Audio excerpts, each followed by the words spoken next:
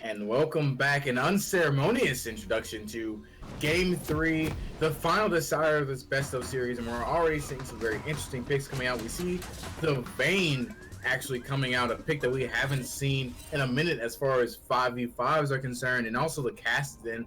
A rare assassin, I won't say out of the meta because when he scales, he can be very dangerous, but just not something we've seen in a long time.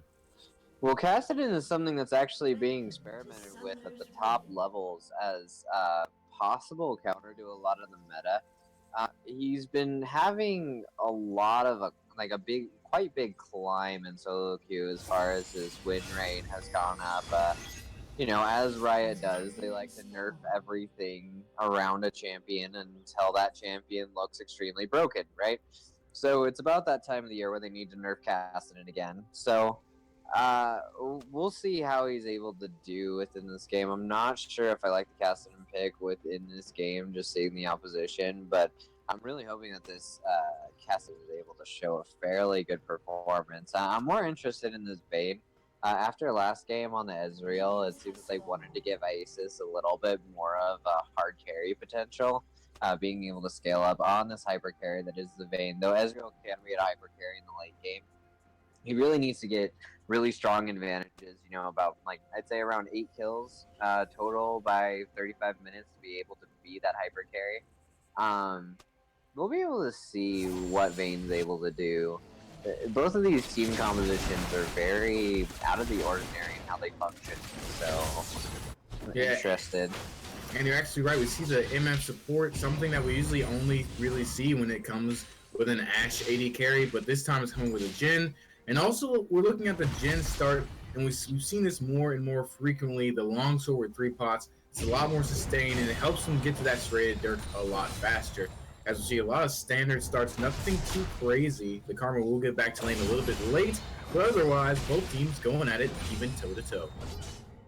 And the longsword start comes from the same school of thought that we were talking about with rejuvenation beads last game, which we're seeing again on Ward Turtle, where it's just as good as Dorn's items are in the early game, they are essentially dead gold. They provide good early stats, mana regen, lifesteal, health regen, but once you move into mid game, you have to sell those items to make other items and essentially waste yourself about 200 gold.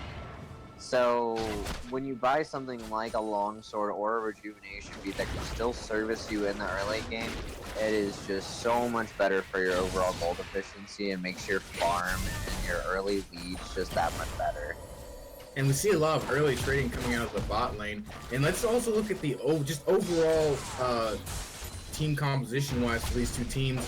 And we've seen these teams before. They both like to draft a lot more team fighting. We see Zach actually go in with the bounce onto Leah. Warto actually lands upon as well. And they will try and lay down some more damage, but I think that Maokai actually gave as good as he got there, and no real clear advantage landed. They did get a flash out of Leah, but that's about it, really.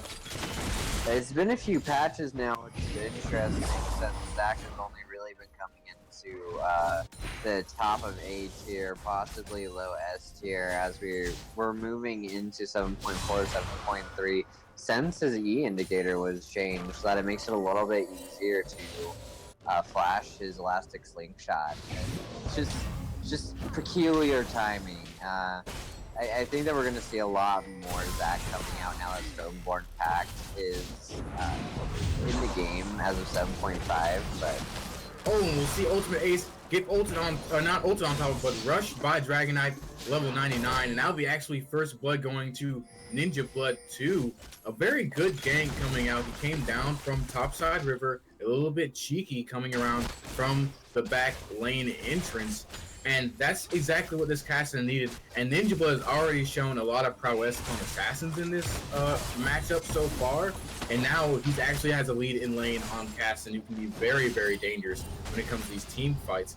And I also wanted to focus a little bit on the team comps overall themselves in team fighting. For both these teams, we've seen generally front-to-back team fighting compositions But this time, as in game one, we see a wrinkle of an assassin on the Ninja Blood.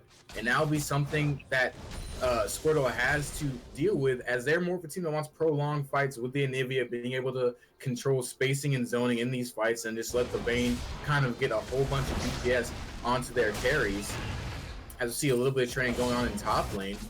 And War Turtle, it already isn't starting well for them, giving that assassin, the disruptor, that early kill.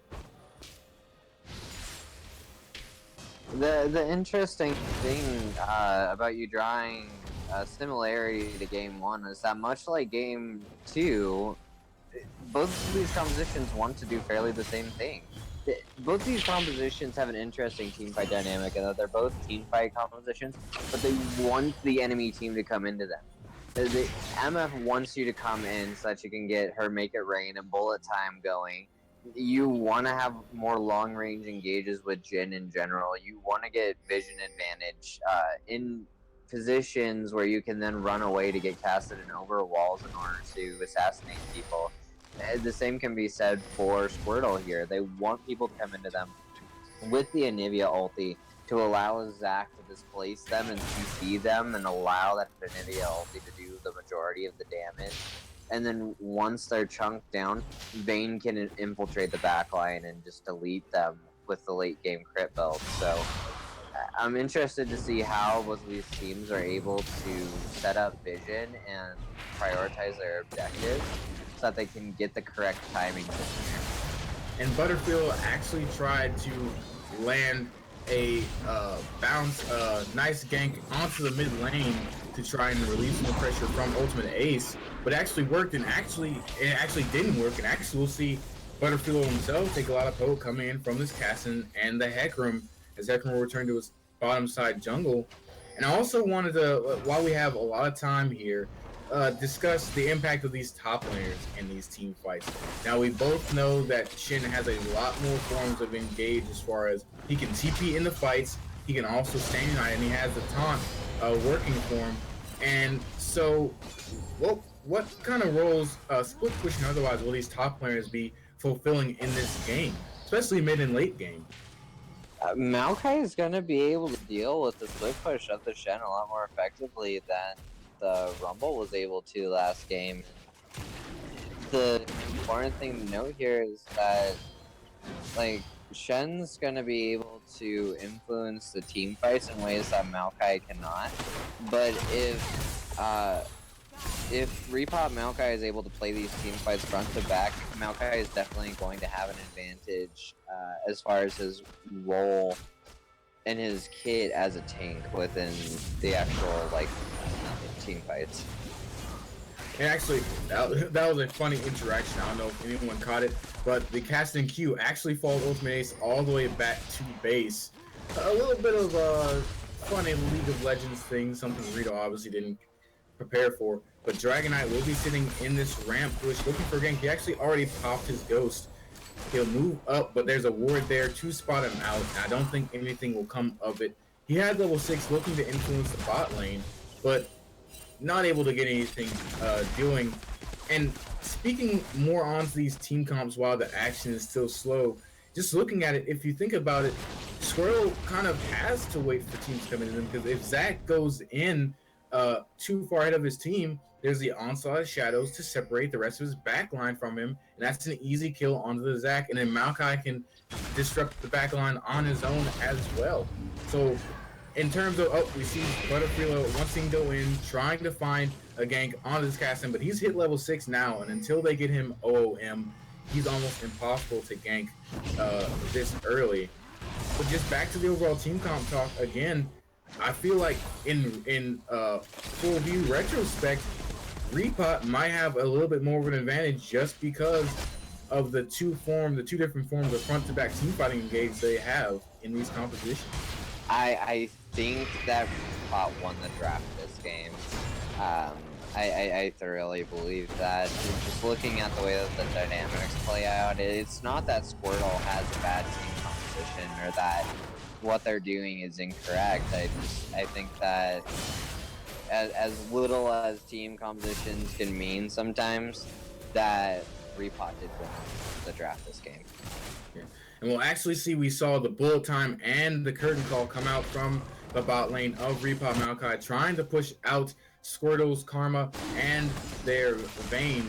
And that should be a free first Drake and Infernal Drake at that going over to Repot Maokai, something that they really want for these later team fights. The bullet time being able to do so much damage along with the curtain call, and his casting also being able to blow up targets as well. Super important for them to get that Infernal Drake early on in this game. It's gonna allow them to start the spawning of other dragons very early on, which is a huge deal when you've got a little bit of an advantage here.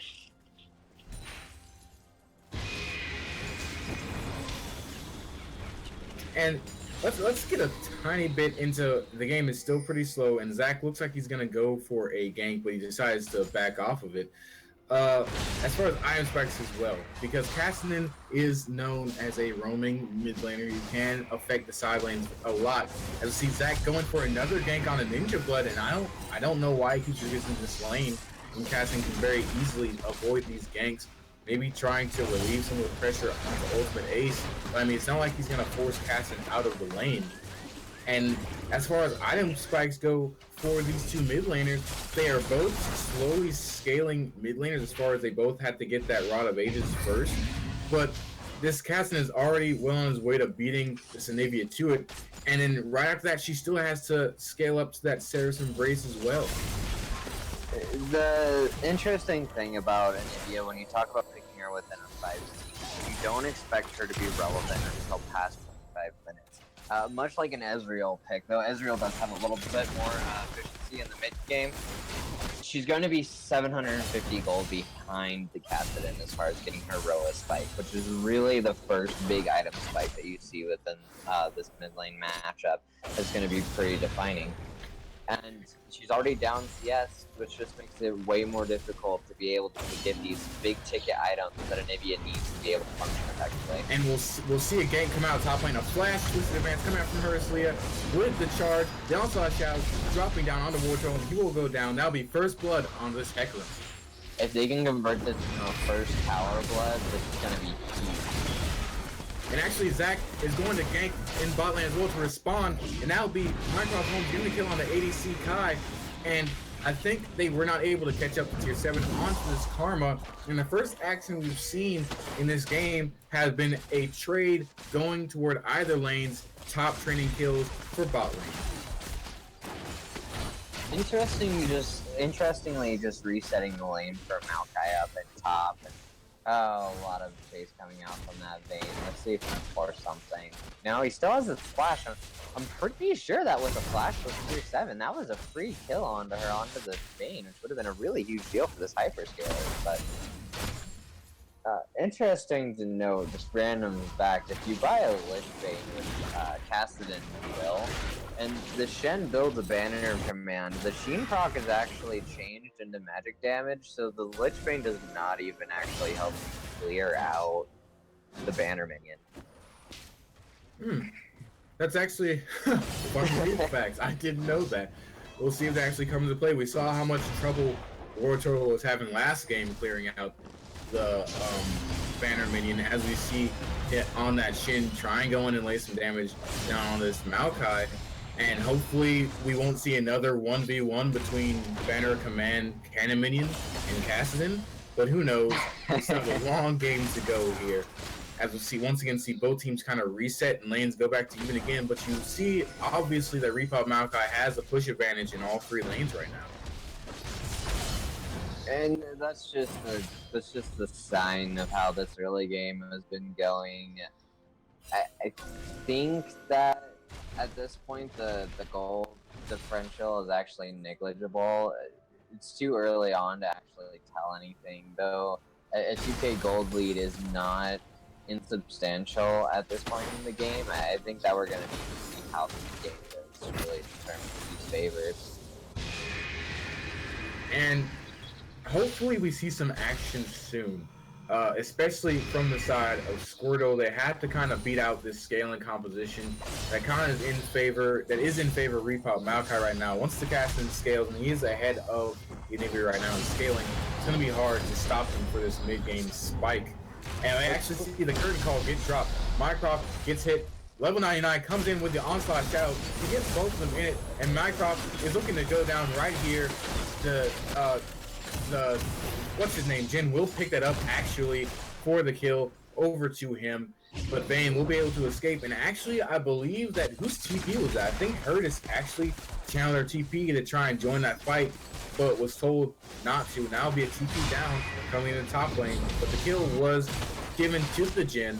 Now just snowball to sleep. And here comes Dragon at level 99 again, looking to possibly come in, and Mortar will actually land a taunt onto Jin, and he will go down to the Vayne.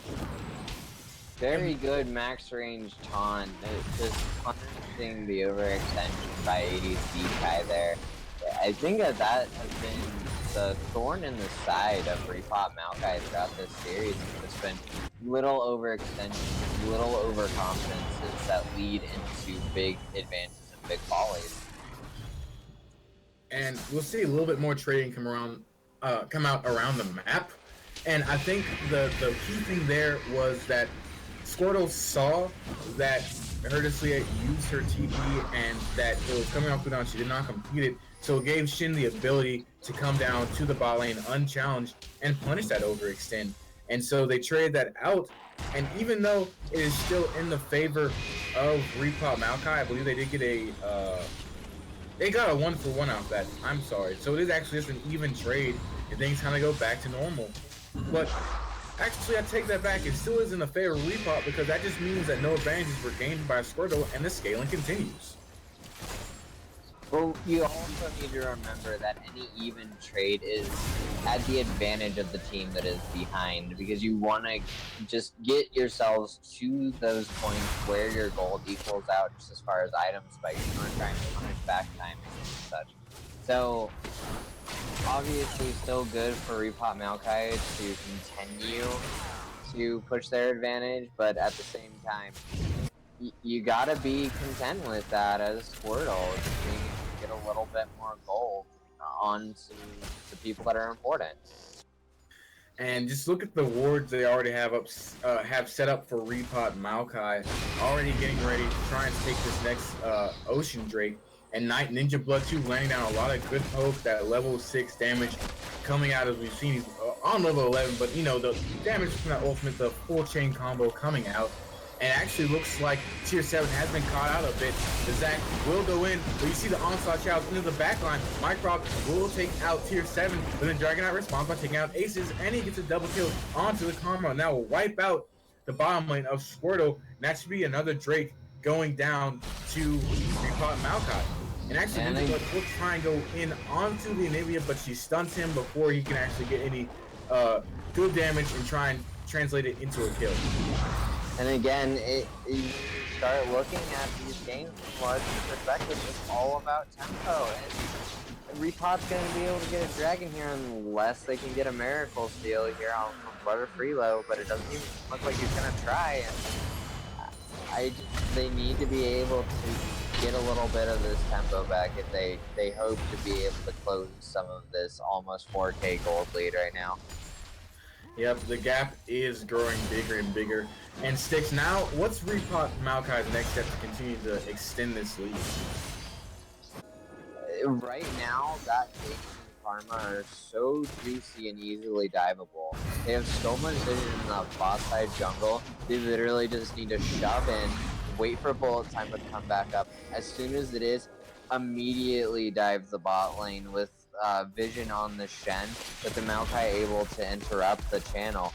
It's a free tower, it's free bot lane pressure, it's first tower blood. It just seems like an extremely easy call and play to make at this point, with a flash bot lane out of Squirtle.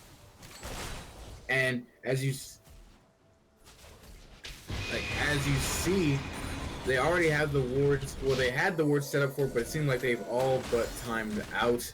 And so we'll look for that play. I believe that is, I agree with you, that is the smartest next move they could make, is try and set up a bot lane dive, get that first tower, but extend the lead, pass 4K gold, and try and put themselves in the driver's seat.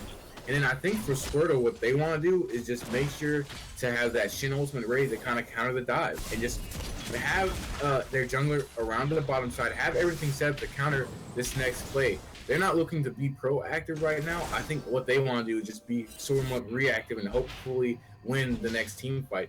And we see good damage coming out from that Q from the Vayne. Hopefully she can also scale up uninhibited as well so she can take over some of these longer team fights.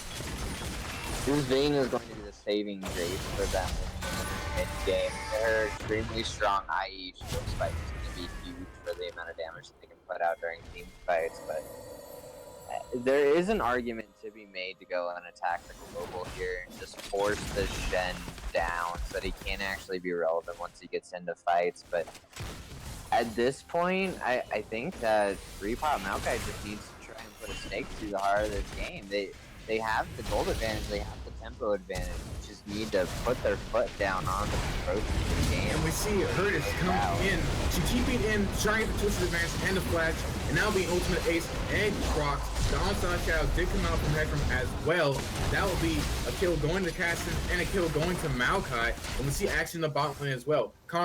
Vayne trying to kill this, trying to kill MF, and she will go down, but that will be first blood turret going down to Repot Maokai anyways. And we saw the play we wanted to see, the dive for the kills come out, but not in the bot lane, in the mid lane actually, as Hurtis having to use that flash to get over the Anivia wall, but still made the play happen with the onslaught of shadows. That's exactly what we talked about early on in this game, the two different forms of hard engaged CC coming out from Repot Maokai, almost ensuring them kills in these teamfight engagements. And while the mid lane tower is obviously the most important tower to take, the way that it opens up the map, it's especially important for an assassin here. Cassidy now has the ability to have at least 45 seconds every time that he shoves up that lane to just roam around the map where there's not going to be any vision unless he just walks on top of a ward. It's so hard to deal with hyper-mobile assassins like Echo and Cassidy we saw in the first game and now this game, that are able to get their first tower blood extremely early, and I think that's going to be huge for Repot Maokai moving into this mid game. And just look how far ahead he is in itemization. He already has 2 items. He has the Rod of Ages and the Lich Bane completed, to Nivea only having the Rod of Ages herself. And now, you're right, he's going to look to influence these side lanes and continue to snowball this lead, and it's not looking good for Squirtle right now. But we'll see Hecarim head toward top lane. Maokai goes with Swift Advance and pops the Vengeful Maelstrom, but Warto will just dash out of it and save his own life. And now Hecarim will leave a little bit too early, but then we see the roam coming down from Caston. He stops it halfway though, because I believe that the bot lane from Squirtle, I don't think he walked over ward, I just think they kind of sniffed it out, sort of player's intuition, if you could say, to avoid this 3-man game. Well, I think that more than anything, there was no reason for them to walk up anymore, which is just very heads up out of Ace and Minecraft. All that they need to do is shove in the lane, bounce it back, get that farm tunneling back in the Vayne, get her resources. They don't need to try and force anything under tower. In fact, it's probably more dangerous. We see the onslaught shadows come out. Ninja Blood 2 able to get the kill. The Wisp Flame proc getting that heavy damage down onto the Anivia. And that'll be just another kill going to this Caston. He is snowballing extremely hard right now. And Zach was looking for a kill in the bot lane, but he ran over a ward doing it. And so Repot Maokai said, okay, we see you going to bot lane. We're going to play back, and we're just going to kill your mid laner instead. And interestingly enough, we talked about power spikes earlier in that mid game, but once Cassidy gets his Roa and his Lich Bane, he can start deleting squishies, especially when he's ahead. If he sees his Vayne on his screen, he's just going to be able to walk in RE, QW, and she should pop. And we already see them playing more toward the bot side of the map now, looking for that juicy turret in the bot lane. That should go down to ADC Cayenne tier 7. They give the gold over to the Jhin, and they'll also start up this next Infernal Drake. And that'll be 3 Drakes going over to Repot Maokai, but more importantly, 2 Fire Drakes. And that'll be 16% extra AP going over to this Caston. Zach goes in looking for the steal. Butterfly won't get it though. Now he's stuck in the pit alone. That should be an easy kill going over to Repot Maokai. But Ninja Blood does get stuck and he will go down. Got stuck behind that Anivia wall. Just unfortunate. Feels bad, man. But still, they do get the 2 Infernal Drakes, and now it's going to be even harder for them to be dealt with. And again, just a little bit of overconfidence on Ninja. It's not the biggest of deals, but he really wanted that kill when his team could have just taken care of it, and he could have backed off with as little HP as he had, knowing that there was a Karma and a Bane, and even the Q coming out from Anivia being able to stun him. So. And now Squirtle will try and push in this mid lane. The turret is already at about I cannot see what the health is. It won't allow me to, but it is pretty low. They are looking to take it down, but Wartor will get caught by Maokai. The Twisted Advance does come out, but nothing comes of it. Bane actually pops her ultimate. Tier 7 caught out here. This could be a kill over to Bane. The Mantra Q does land, and Tier 7 will go down. Oh, and the Q taking out half her health. The Dragon Knight 11 goes down out with the onslaught shots. Wow, the damage coming out from Ninja Blood 2. He takes out Bane with a single proc of the Sheen. He gets hit with a stun. It will not continue the chase, but that damage, like you said, coming out, he obliterated aces. And for I promised the last time, did I call it? Or 4 times this series. Senpai just calling it out. And that will be a flash coming out from ADC trying to dodge the bounce from Zach. And nothing to show for it. And now they will rotate top, take the other tower, and Shin has to get out of here. Warto looking for a way out. The charge will come. He will flash. Ooh, that was a very good flash. He will expend the flash to get out. Now be another tower going to Repot Maokai. And this league gets bigger and bigger. They are already at about 10k gold right now. There's actually a very small window to appropriately flash a Hector and dash, so that was very good on his part to be able to get out of there. He was almost stuck underneath that tower. And so now Squirtle stuck in a seemingly desperate situation.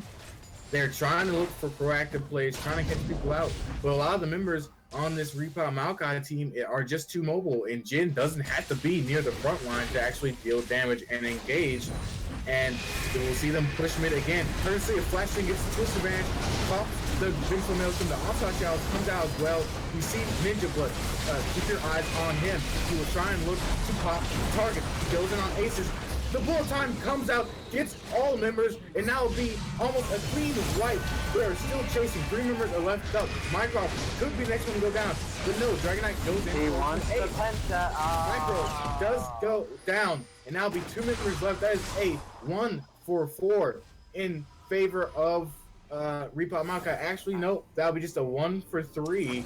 I honestly think that Ninja Blood could have kept pace there with his ulti. I mean, I know that the mana was stacked up, but I was calling a penta there. If ADC Kai hadn't taken that last shot, I honestly think that Ninja Blood would have just gone for it. And I think he could have gone a quadra very easily there, being able to chase down with the Cassidon. So unfortunate there, but still overall very good play by Repot Maokai, just playing that fight appropriately. Ninja going in and fulfilling his role as an assassin, as he is to do, and just utilizing this this advantage that they've got very well. And again, as we saw on the game 1. I think that what happened with Ninja Blood was trying to be conservative, maybe PTSD from the last game where, you know, he had some opportunities to get some kills and got a tiny bit greedy, but didn't happen often. But, you know, being conservative for the team, just trying to play safe and play smart, not trying to throw this big advantage. Almost 12,000 gold in favor of Repot Maokai, and we're only 30 minutes in the game. Tier 7 does get caught out though on a ward and will go down. The TP coming out from Maokai though, her suit will complete it. She pops the Vengeful Maelstrom, goes in on the aces, but he might go down too. Onslaught Challenge comes in, disrupts the entire team, catches all 5, and now Ninja Blood is left to go crazy. He pops Zonius, trying to save his own life. He won't go down yet. He actually will realm warp out of it. And ADC Kai does land another kill with the curtain call. Ultimate Ace should go down in egg form, and that will be curtains for the Anivia, and they can actually go for Baron, and I think they will go for Baron after that fight. An ADC guy, no matter if he's on Varus or Jin, just proving that you can be an NA sniper. Oh, and now it'll just be this collective sighs of just like awe and sort of bewilderment that I want to say Squirtle should have seen that coming. As soon as they saw the Maokai TPing in, they should have sort of known that the Onslaught Shadows would have been on the back end. There's no other reason why Herdersleya would have completed that TP if she did not know that she had her team behind her.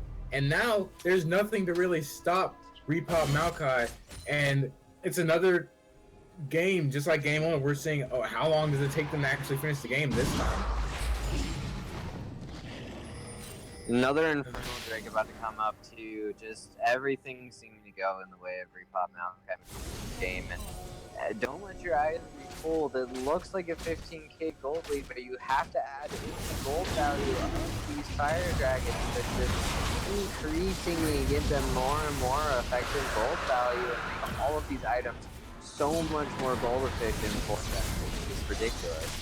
And we actually see the Onslaught Shadows come in trying to find aces, but the caster will find her himself. He said, I don't need any help. They also get the karma, and they look at Anivia on the back end of it, and that could also be a bot lane turret going in their favor. Ninja Blood 2 going off again. Laughing in my brain. And Ninja Blood 9-1 on this assassin. He's known for his assassin playing, and once again, he's showing it to us on this Cassidon, making it work, and the 4-1 push will come out now. Maokai will start to rotate bot lane. They should be able to brute force this down. They will get War Turtle with a deadly force. He will go down. Butterfree trying to save time, but it will be no dice for him. He'll go down next, and that will be an inhibitor going to Repot Maokai, and they might look to keep pushing. No, they say, you know what? We're going to leave with our spoils of war. We've taken the women and the children. We've lamented in the cries of our enemies, and we will rotate to another lane. Good God. The breath failing me right now. They're pushing another inhibitor, and that one will go down as well. There's not much that Squirtle can do here. And I think finally we will get a reprieve as Repot Maokai will look to back off and just reset. And I just want to mention how well each of these players on Repot Maokai play this game. We're just with a couple of very impactful TPs coming out. Hecarim, just Dragonite level 99 has been the rock that Ninja Blood has been able to cling to get him these early game advantages and allow him to do this hard carry. Now, Ninja Blood has been hard carrying these games, especially the first and third game, which it appears the third game is going to go in the favor of Repot Maokai, but especially with extra advantages. Heard to see it does go in with the switch advance. Shin standing out, keeps down on microphone, and also less bounce from Butterfree. I believe someone tried to get into the back line of Repot Maokai, but it doesn't even matter. They're just going down one by one. Ninja Blood finds his own way out. He's still alive, taking down turrets. Butterfree will escape the fight, but not for long. Ninja Blood takes him out, and that should be game, as that is a clean ace for Repot Maokai. He will escape, but not really. But what I was just trying to say was understate the value that ADC guy has had in both of these games, really coming in clutch on a lot of these plays on Varus and just doing so much work for his team. That was an extremely clean game coming out from Repot Maokai. Obviously, some adjustments that could be made, a few little follies, a few oversteps, but overall, just closing out the game, playing their objectives correctly, and choking out this gold advantage that ascended all the way up to above 20k gold, plus 4 dragons, including 3 infernal drakes. I would wager to say that is close to a 35k, maybe 40k gold lead just from efficient stats alone, and it's just insane. It's not impossible to come back from a position like that. Yeah, and like we said, I mean, Squirtle did put up a fight, but like we said after game two, there wasn't much that Repot Maokai actually had to change. They just had to kind of reset their mindset from games one and two, come back in with about the same type of team composition, and just do the same process over again. And just so much power coming out from that team, and what a great series to watch, and the cast personally. I'm out of breath. I can barely feel my hands. It was an extremely interesting series with a lot of great interactions, a lot of stuff to talk about, some very interesting picks, team comps that were executed and needed to be executed properly, coming out from these higher elo teams, and very good play coming out from all of the players, regardless of the outcome. I think that Repot Maokai probably outclassed with their macro quite a bit, but other than that, the teams were on very level playing grounds. It was a real pleasure to cast these games, and it was a lot of fun. Thank you guys for casting. I'm Yep. sorry I had to force you.